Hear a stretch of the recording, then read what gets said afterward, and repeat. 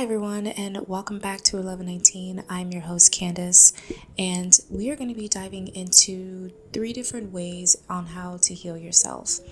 I have been talking about how I really want to integrate and show you guys how I've been able to really heal myself, not only from a spiritual aspect, but also with a science. There's actually research. There's something to back up what I'm feeling and thinking. I wanted to create a series where we're going to be breaking this up in 3 different sections.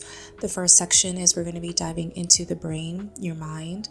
The second is more spirituality and the different types to explore that and how to really connect yourself.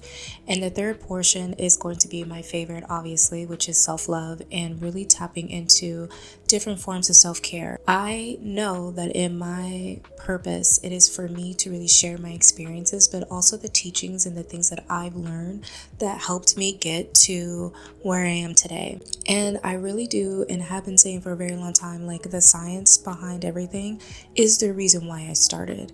Me understanding the mechanics and how things operate was the setting stone for me to really understand what is spirituality, how does energy translate into that, and so forth and so forth. So welcome to my new series where we're going to be diving into healing yourself in 3 different ways. With that all being said, the first topic within the mind portion of this series is really you first have to know how your brain actually fucking operates. Like, there's no way for me to really dive in deep into any of these concepts unless you really understand how your brain actually works and how incorporate that into my day-to-day that's going to be able to help you in the long term. Let's go ahead and dive into what today's video is, which is basically rewiring. We are going to unlearn to relearn our brain. The brain and its basics. We got to learn from the bottom in order for us to really understand how our brain actually communicates, how it's wired, why it does what it does, and how that affects your day-to-day life. First, we need to understand what the brain is actually compiled of. The brain is divided into several key areas. So the cerebellum is actually what controls our higher functions. Our cerebellum actually controls like our motor functions. And our brainstem actually does our basic life, like day-to-day actions and routines. Now, how our brain actually communicates is actually low-key pretty fucking cool because, again, the fact that our brains can do this and we can actually,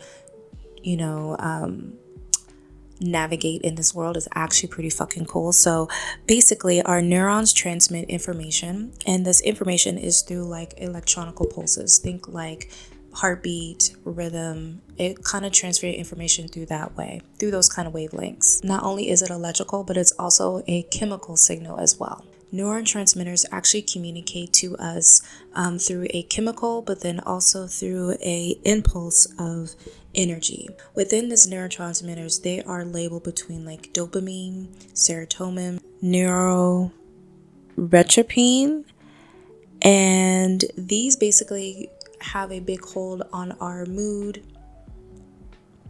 our motivation, and our reward. Think of it as the more reward that we get, the more of a high we receive.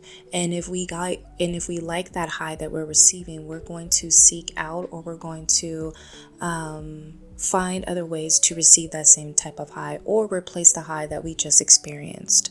This can also be in the reverse effect where it's not so much of a high, but it's a low. And that low that you received, it's not something that you expected, but it may be something you keep receiving over and over and over again to where you become accustomed to it. And when you don't receive that, it's a weird kind of energy that you feel within yourself. Your body, your brain transmutes, or it communicates that type of energy that you're receiving. Now, what's low-key crazy about this whole thing is that our brain actually doesn't fully develop until we're like 25. Like, take that in account. We as humans have really put this stamp that we're old enough and we have the maturity enough to vote, to drive, to operate machinery, to really get married and have children of our own. And we're not really being told in the beginning about how our brain actually is functioning to actually being able to comprehend what is being asked of us as far as like a responsibility or wanting to try something new. Now, obviously, this is not disclosing anyone that may be neurodivergent or may be on the spectrum or even geniuses. They all, in this capacity, have the way to grow their brain and to process and comprehend knowledge. But the average individual, we don't necessarily know exactly what's going on or know how to really process what's really happening to us, especially trauma. And if we don't have people that are aware of that same type of trauma or know how to communicate this trauma, we don't know exactly how to really process these things. And that's where our brain slows down the mechanism of us continue to grow. It prohibits.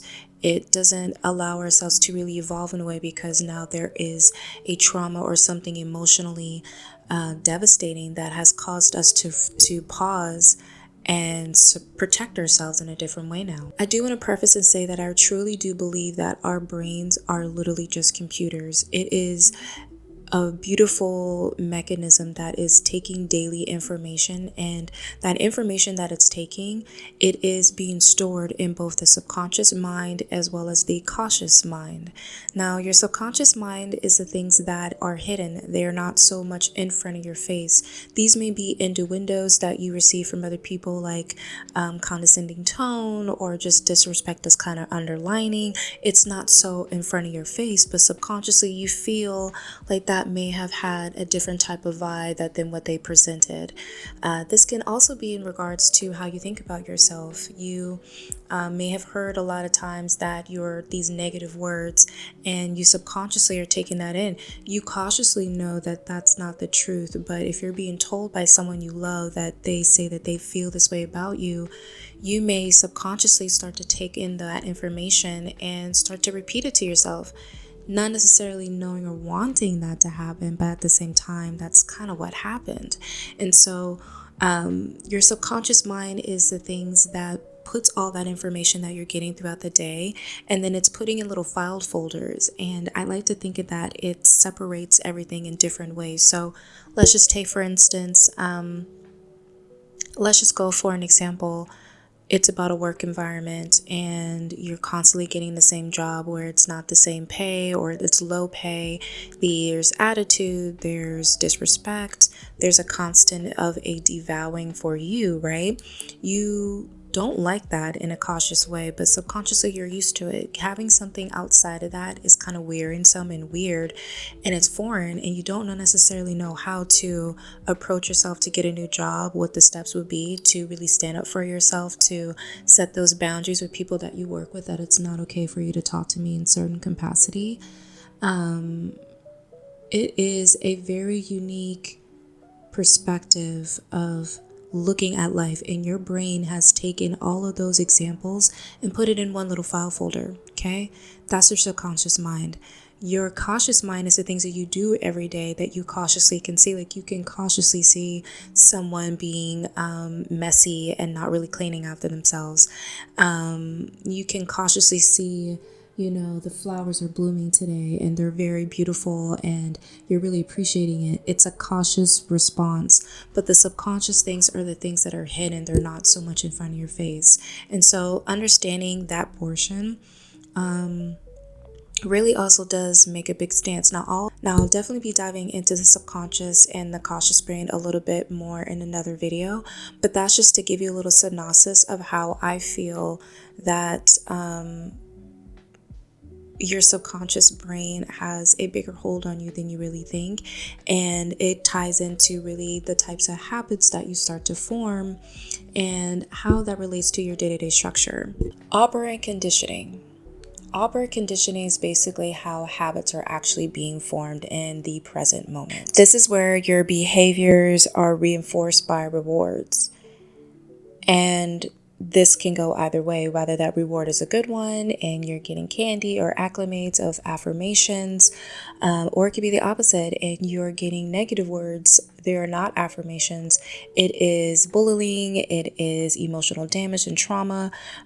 Your responses and how other people respond back to you on them is how your brain then starts to understand a pattern. It starts to think about, oh, if I did this, this equals that. So if I don't do that, then I need to be cautious of this, so I won't get this emotion, or I won't feel this thing again. Your brain starts to form habits. It starts to realize patterns. It starts to realize that there's something going on here, and the more you are aware of it, the more you're cautiously aware of it, the more you're able to navigate and have those set boundaries really in place for yourself. Now, in regards to habits, right, we do have the opportunity to actually create new habits. And this is where it gets to you understanding the unlearning part to learn part. When you are on this healing journey and you're trying to really understand the science behind your brain, why are you so depressed? Why do you feel the same negative feeling? Why do the same thoughts keep coming up? Why do you feel this way when you never said that before? When you start to really dive into your brain to understand it, you start to pick those specific points and you start to understand, like, this is where it started. This was my trauma. This is how I responded. This is how I've been responding. So now that I've learned that portion, how do I unlearn that? How do I heal my brain so that my brain can then reestablish a new programming, reestablish a new way of moving forward? And this is where neuroplasticity comes into play for me, because when you are able to form new habits based on the things that you have learned in your unlearning, you can create new habits. You can allow yourself to have that neuroplasticity and really gain a new perspective, a new routine, a new habit, a new reward to the thing that you're trying to unlearn. It's a beautiful way of transmuting that. It's a spiritual thing too, if you get what I'm saying. But from a science perspective, you're really allowing yourself to form new connections, and the response is that you're learning from it. It's a new way of cautiously catching yourself in the moment. You are experiencing new things that's essential to your unlearning. You're applying a space for you to really be open to letting go of what was told to you, to learning and putting new things in there that replace it. You know that saying that nothing good can come in until something old goes out? It's that same kind of space. It's that same kind of mindset. In order for something new to really be developed for you, you have to first know what you want to unlearn or to heal. And when you're putting things in front of you to really understand what needs to be healed, you're giving yourself that freedom and that opportunity to create new habits that's going to help reform and heal you. You know what I mean? Hopefully you get what I'm putting down, because I know it sounds like a lot, but all at the same time, if you're on this healing journey, you've been doing it anyway. I'm just putting a more scientific response to what you're doing and how you've been able to heal yourself. So now that we talked about how the brain functions, how it communicates information, the subconscious mind, the cautious mind, and how to really transmute your old habits into good, healthy ones, one of the best ways that we can give back to our brain that kind of helps promote healing or just daily functions of keeping it like on its toes, one of the first things you really need to understand that the blood flow that goes into your brain has a significant importance to it. The blood flow and the things that you are eating and the things that you're consuming have a very big tendency on how it affects your brain. The blood flow to your brain is actually uber fucking important, because it's actually providing oxygen and nutrients to the different portions of your brain. Not only that, but it's your cognitive functions that are really important here that requires that blood flow. So how do you keep your cognitive functions kind of like operating in a good way? And how can you make sure that your blood vessels are getting into your brain, or like, you know what I mean? Like, you know that things are going good up there. One, I would say you are what you eat. If what we eat is consuming that said energy that we need, but yet it's also providing oxygen and nutrients to our brain, then we need to make sure that the things that we are eating and consuming actually have a benefit, not only to our vessel, but also to our brain. And over here, there's some options right here just on brain function. Not only is these items really fucking good to do, I personally use them a lot, especially lion's mane mushrooms. You guys see me make coffee. You guys see me make some meals with them on my social media. I love mushrooms. They are a good way to just bring in a healthy item to help heal your brain. It promotes more the things that we're losing or that is being dissipated in our day-to-day function due to social media, our present life, drama, trauma, things that are going on in the world. So to give yourself that good boost to start the day and a good mental state, these items here are a great way for you to start consuming today. Not only consuming good foods, but also let's just remind ourselves that having a physical activity is also what promotes good, like, blood flowing and oxygen being pumped into all the areas of our body. What I would definitely say is that when you are implementing some form of an exercise routine or just a routine where you are moving your body, you're giving your body as well as your brain, your vessel, a very high way of just healing yourself from the inside out. You're taking care of yourself, you're promoting that blood flow and that oxygen, and you're just allowing yourself to get that movement that you need in order for your vessel to feel very not stiff, achy, in pain, or just not feeling yourself. So get into that exercise because not only is it helping your physical vessel, but it's also helping your brain. Now, the last two sections of this video, I really want to talk about how to really bring in the rewiring aspect of healing your brain, and then also a self-care activity that you can start today that's going to help promote you into that alignment of what you could be doing right now to help heal your brain, of just really understanding the basics. When I wanted to learn more about unlearning my brain, I wanted to really dive into the things that I do remember and the things that I am doing on a daily basis, the things that I'm saying, the things that I'm not doing, the things that I'm ignoring, the things that are making me feel triggered. And I did this actually for a whole week straight. I did not really mitigate on myself on what was coming up because they were coming up for a reason, and I needed to understand and give myself that space to understand why my brain has been wired that way. So what I'm encouraging you to do first before we dive into anything is you first need to know how your brain is wired. You need to get to a sense of a logical way of how your habits are. What do you think? What aren't you thinking? Who's influencing you? And that could be people, social media, anything. How are you navigating and making decisions? How are you not making decisions? These things that you write down for at least a week, you'll start to see and notice a pattern. You'll start to notice two things. You'll start to notice what you cautiously are doing every day because that's a part of your routine. But then you'll also start to realize that your subconscious brain has been having you do things that you may not necessarily have cautiously have noticed. And so when you're understanding how your brain is wired, you can now go into the second part. Now, the second part of this is really understanding that the more you are unwiring, the more you need to heal those wires and you need to let them go, which means journaling, having a more mindset of a morning practice. Our brains are such a beautiful mechanism that when we first wake up, we're still kind of in that theta wave where we are manifesting, but we are sleeping, but we're awake, but we're not. This is a perfect time for you to be doing some meditations in bed. This would be perfect time for you to do a prayer in bed, to pull up your notebook and start journaling what you dreamed about or what you feel immediately as soon as you woke up.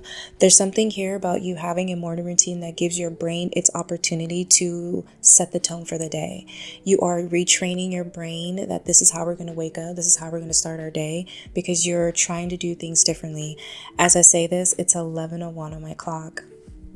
That's for someone. So when you are diving into this new morning routine, give yourself that peace. If that morning routine just needs, maybe you need to stretch your body. All these things also, by the way, can be done in your bed. You can do a meditation for 20 minutes in your bed. You can then sit up and do a nice little stretch of yoga stretches for 5-10 minutes. And then you can dive into a writing journal entry for about 10-15 minutes all in your bed.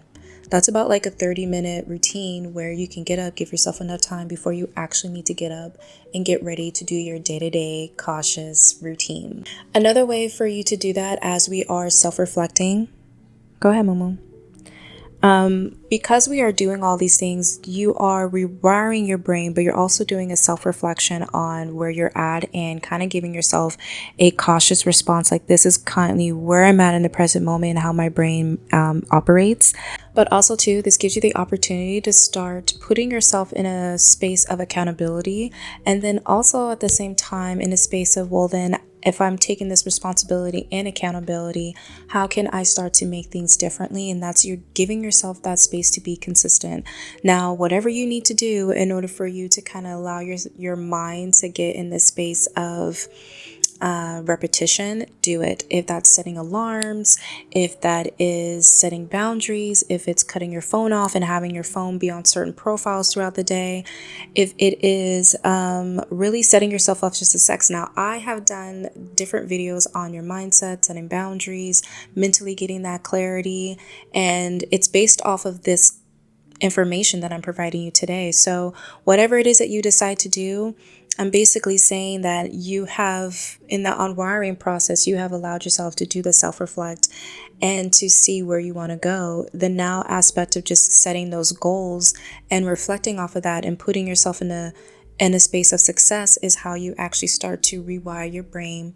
You start to heal it, but then also you're wiring your brain, you're rewiring it into a space that feels good for you and what you're trying to actually connect and manifest and heal. So it's a very beautiful way to just right here of how you are learning to rewire your brain in a healthy way. With that all being said, please let me know if this video made any sense. The videos that are going to be popping up, like I said, are going to be more of this series of, we're going to be talking about 3 different things, but the first one is the mind. And we have a lot more videos coming up, so make sure you are subscribed to the family.